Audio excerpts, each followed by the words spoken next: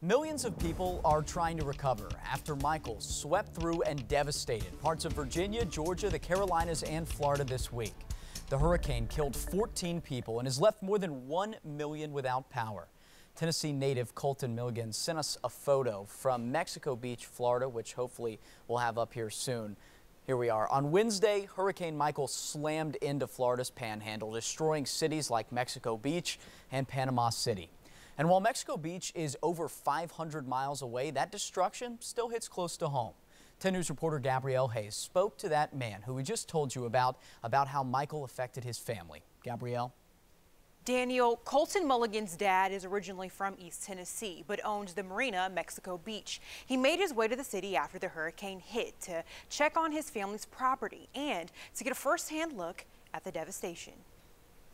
It was Thursday morning after Hurricane Michael wreaked havoc on the Gulf Coast. Right at sunrise, as my dad and I walked basically the first mile of Mexico Beach through Highway 98. As daylight set its sights on a city without power, Colton Milligan and his dad took in the power of Mother Nature's wreckage. Just going down there and seeing it and all the devastation, worrying about their safety, and then, just realizing like what it's going to take to rebuild, their lives after that.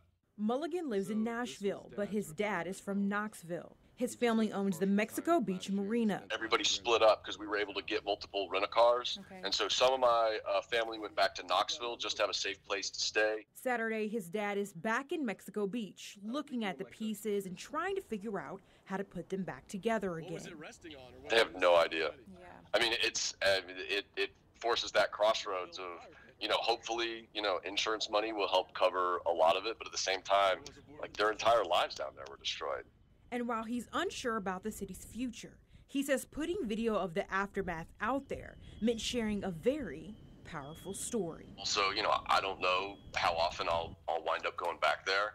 And just to see that kind of incredible devastation, like, I think it's important for people to understand what the people of Mexico Beach are going through. Milligan says multiple disaster relief agencies made their way to the city as he was leaving.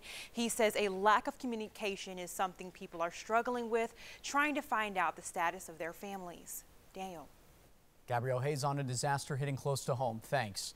And if you want to help those affected by Hurricane Michael, we have a list of organizations collecting donations on our website, WBIR.com. There you can also find information on groups traveling from East Tennessee to help those who fell in the storm's path.